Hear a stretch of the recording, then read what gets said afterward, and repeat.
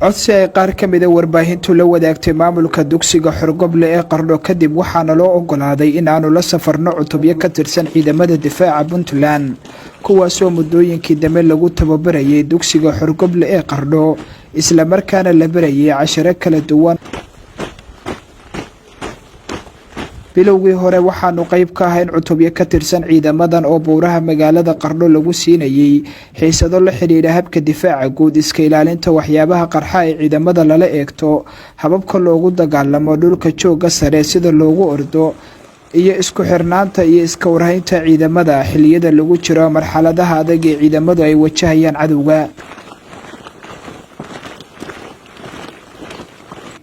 ciidankan ayaa sidoo kale muddadii aanu socodka kula jirnay caawimaad caafimaad siinayay dadka reer miyiga ah ee aanu la kulanno. dib ugu soo laabashada dugsiga kadib waxaa mar kale aanu la kulannay ciidamo ka tirsan kuwa dugsiga oo qaybo kala duwan leh sida kuwa guryaha baara, ciidamada gala howlgallada gaarka ah, kuwa fuliya howlgallada qorshaysan, ciidamada baarista, kuwa amniga khaaska ah ee loo yaqaan VIP protection, iyo ciidamo kale oo hab xirfadaysan u difaacaya cidda ay amnigooda mas'uulka ka yihiin. runtii waxa weeye waxaad barateen waxa weeye waa mas'uuliyad weyn baa ka saaran in bulshadii ka soo dhexbaxdeen iyo dawladdii in keentay halkan sharafta lahayd oo doonaysa in isbedel ku sameeyso ciidamada. runtii waxa leena ka baray in waxa weeye ka muuqdaan baa la rabaa bari ka maalin markaad halkan ka baxdaan insha Allah waxa la rabaa bulshadu inay ka aragto wixii aad barateen oo ah aqoontii halkan aad ka qaadateen iyo heerka ay gaarsiisan tahay in la ka arkaa la rabaa.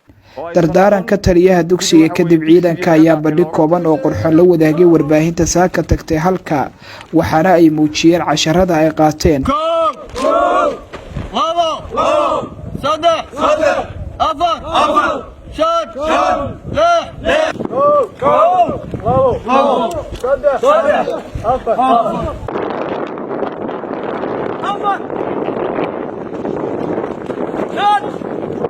taliyaha maamula dugsiga Xorgoble ee Qardho Burhaan Caanood oo ah sarkaal da'yar oo juhdi geliyay dugsigan ayaa warbaahinta la wadaagay howlaha dugsigan ka socda.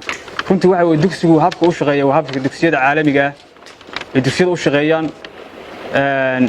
askarigu markuu halkan soo garana koow waxa uu soo maraa marxalado kala duwan, marxaladahaas oo ah in askariyeynta qofka la jabiyo oo askarigu la ogaado inuu askari noqon karo yeen kale oo bislaynta askarinimada. marka ka bacdi marka waxa la baraa discipliinka, wadaniyada, anshaxa, arrimaha bini'aadanimada iyo la dhaqanka bulshada oo ah meesha uu ka soo dhexbaxay oo la doonayo askarigu inuu bulshada si wanaagsan ula dhaqmo. waxa kale la baraa hadii la kooran yahay gaardiga iyo salaamaha oo ah wax laga rabo askariga oo waajiba, iyo physical testiga jimicsiga oo ah iyana waxa weeye BT-ga oo dhismaha askariga ah oo waxaan ka harin ah tabta dagaalada oo kala duwan. waxa ciidanka kan maanta aad daawanaysiin ayaa u sii dheer waxa weeye ilaalada VIP protectionka oo ah close protectionka iyo remote protectionka labadaba ka kooban, ilaalada fog iyo ilaalada dhow. runtii waxa uu dugsiga intuu jiray waxa weeye dafcado badan oo kala duwan buu soo saaray. daraawiishta dafcadii waxa weeye dafcadii saddexaad ayuu marayaa, booliskana dafcadii labaad ayaa ku xareysan. waxa kale ku jira in dafcadii labaad oo madaxtooyada oo yana halka ku sugan, dafcadii koobaadna way ka baxaysaa. runtii marka waxaan rabaa inaan aad iyo aad uga mahadceliyo dawladda tan hadda jirta sida isaga xilsaaray in ciidamadu magacii hore ay lahaayeen iyo hoosayntii in kor loo soo qaado oo ardaygi waxa weeye halkan yimaado waxana la baro la askariyeeyo, xuquuq ahaan iyo mushaar ahaanna loo siyaadiyo oo waxtar weyn u ah ciidamada. wayna ka muuqataa ciidamada hadda halkan ka soo baxay oo qaybtooda hadda dalka ka shaqeynay qaybna ay ka tahay wax qabadkooda iyo waxa barteen way ka muuqataa.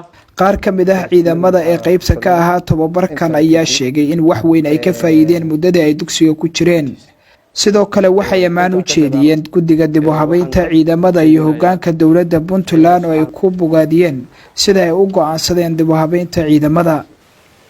hadda labaadna waxaan soo jeedinayaa dawladda Puntland ilaa iyo madaxweyne iyo inta ka hooseysa oo isku hawshay hawshan quruxda badan oo waxtarka u leh ummadda reer Puntland kana meel dhalisay.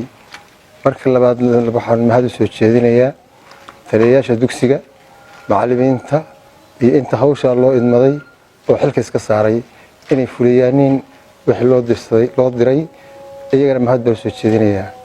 mar labaadna waxaan mahad soo jeedinayaa ardayda ku guuleysatay ciidanka ku guuleystay inay dhammaystiraan tababarkooda.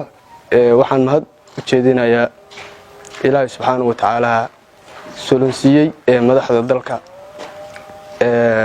in dib waxa weeye loo abaabulo dhisidda ciidamada ayna ka bilaabatay dugsiyada tababarka oo dib loo soo celiyay. taas waxay guul u tahay dhammaan ummadda Soomaaliyeed oo dhan gaar ahaan ummadda reer Puntland in qofka askarinimada ka mid noqonaya askariga ama ciidanka noqonaya uu helo aqoon ciidan. Burhaan Caano taliyaha dugsiga Xorgoble ee Qardho ayaa sidoo kale sheegay inay jiraan dad warar been abuur ah ka sameeyay dugsiga. waxa uuna sheegay marka waxaan rabaa inaan halkan aan ka sheego dacaayad fara badan oo ku fashilantay dhismaha ciidanka iyo dib habeynta dacaayad ay ku hayaan dugsiga Xorgoble oo runtii waxaan halkan ku cadeynay in waxba ka jirin meeshan cid wax lagu yeelay ma jirto cid waxa weeye lagu aflagaadeeyay ma jirto cid lagu xumeeyay cid lagu taxadiyay ma jirto. muhiimadda koobaad askarigu markuu halkan soo galo in la askariyeeyo oo askari uu noqdo weey qofkii askari noqon waayana isagoo waxba qabin ayuu halkan ka baxay si nabadgelyo.